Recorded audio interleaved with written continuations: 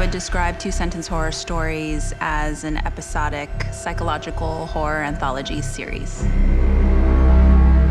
What inspired me to create two-sentence horror stories, first and foremost, was my love of psychological horror and a desire to be able to explore issues that were important to me and put characters that I don't typically see on screen in this genre that I love so much. And again, it's also sort of cohered by this two-sentence horror story. It's something that kind of emerged as an internet phenomenon a couple of years ago. These whole stories told in two sentences. Which is the setup in the first sentence and the subversion in the second. As opposed to just gore or someone chasing you with a knife. It's a little trickier and it eases you and almost seduces you into the horror. It's a version of horror that we definitely gravitate towards. More active, in the moment, immediacy. One of the things that horror is great at is empathy. Feels like I have something inside of me. As a viewer, you're very quickly and intimately attached to another character. The really unique thing about the genre is a place where we can exercise our fear of mortality.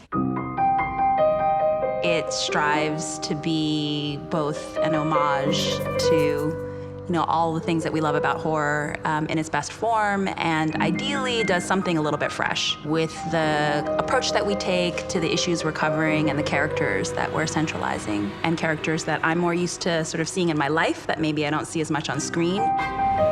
The main characters in each of them are not white, and I like that a lot because I think that especially in horror, it's typically the ones who are not white who end up dead first. We like that it had a Mexican woman as a protagonist.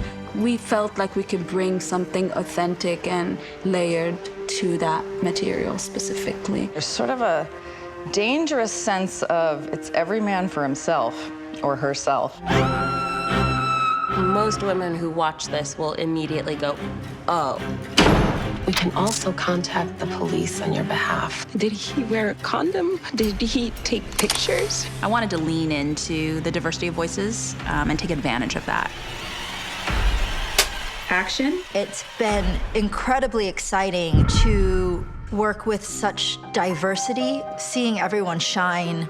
Also behind the camera. The series aspires to be something that makes people think, or at least some folks either feel seen and reflected in a way that they perhaps haven't been before, and they understand that telling stories is not just for entertainment, it's also a conversation that we have together between storyteller and audience. Cut. Cut. But at the same time, the through line of all of them, there's characters that we care about in three-dimensional portrayals, moving through a series of real fear.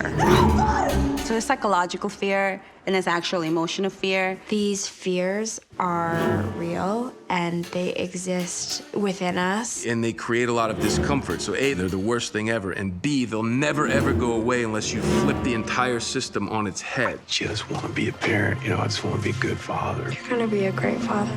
I think if a lot of people start noticing the commonalities and start ignoring what they consider differences, I think the world will be a better place. That we're in a very tumultuous time politically and socially, and I think people want to see art reflect the life they're living.